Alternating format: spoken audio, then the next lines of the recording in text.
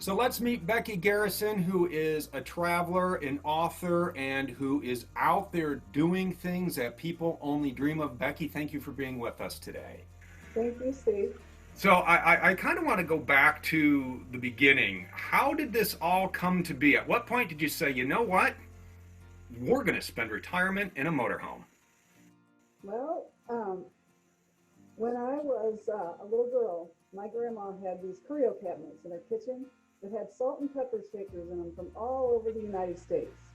And I asked her one time where she got those, and she said, "Well, Grandpa and I drove across the United States." But I don't remember her telling me the stories about the trip, what they did, where they were, where they visited, and I've always wanted to do that. And so it was time to retire. Our kids were gone. We were getting ready to sell our house anyway because we didn't need 5 bedrooms anymore. So we sold the house, we bought an RV, and we did all the statistics on it and crunched the numbers that we could afford to do this and took off. We put everything in storage, sold our house. We were homeless. All we had was this little 26-foot RV. This was our home. And we realized you can live by the ocean for like $13 a night if you stay for a whole month. And that allows you to leave the RV in one place and take your car and explore the whole surrounding area. And I did it for an entire year for about $14,800. I mean, it's just incredible that you can do that. Now and I have to ask, when you got your quantum leap, was this did you just spring it on your husband and say this is what we're doing, or just you team up and say, you know what, we're going to do A, B, C, and D, and we're going to the ocean? Well, I kind of sprung it on him, but he was really, really happy with the idea. He thought that was neat to not have a house payment for a year, and to just hit the road and drive and listen to good music and see all the things that we wanted to see. We got a map of the United States and we made a bucket list.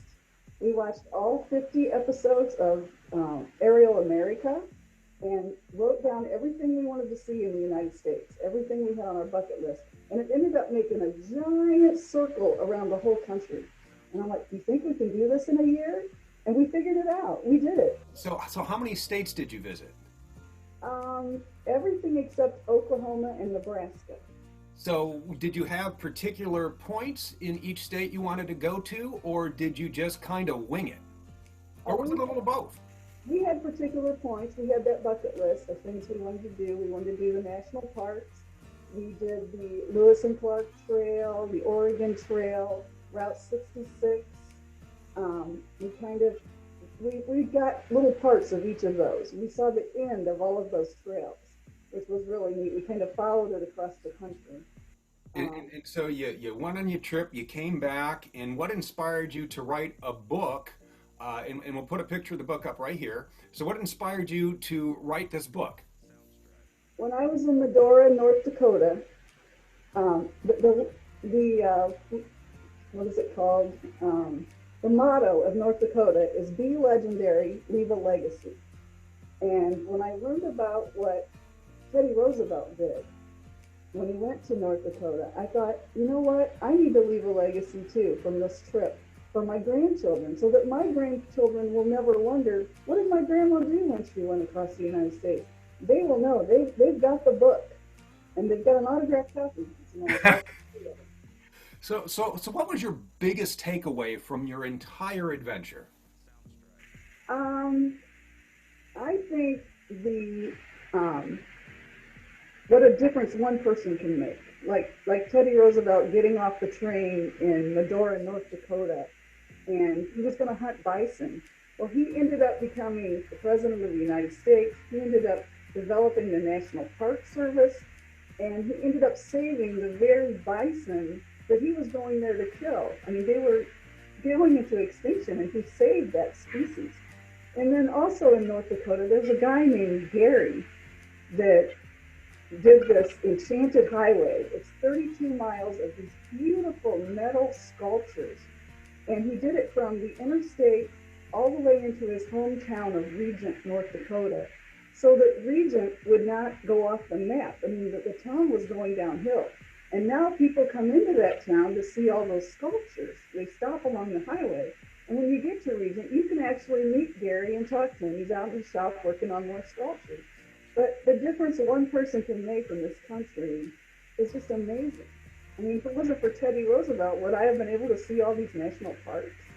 You know, I mean, that's the main thing. So do you have trips planned for this year? Are you going to go out and have more adventures? I would love to go to Colorado because during our trip, we had been to Colorado so much when the children were growing up, we didn't think driving the RV across Colorado was something we wanted to do this time because we'd already seen everything. But I would like to camp there with the mountains in the background and just park somewhere, even if we're boondocking, which we haven't done yet. I would like to do that. So I think maybe this summer we'll go to Colorado. That'll be our next big adventure. And as before we wrap up, I just real quick want to talk about your book again. So people who want to look up your book, what kind of information will they find in there to help them through their journey? Okay, there's a map of the United States that shows where we left from, how we went around the country, and how we came back. It's got the whole trip mapped out. It's got all the campgrounds we stayed at listed. It's got the prices of those campgrounds, although they're 2019 prices. I put that in there. It's got how we traveled according to the weather, all the things we saw, the things that were unique, the things that we did. So the whole trip is planned out. You could plan this trip that we took by buying this book. Very nice. And people can buy the book on where can people get your book at? Amazon.com. It's called Garrison's in Wanderland with an A, because we were wandering the country. And it is right here up on the screen. I appreciate you taking your time to talk with me today and share your insight onto some great travels and your adventures. And I wish you safe travels wherever else you decide to go this year. Thank you, Steve. Nice to meet you.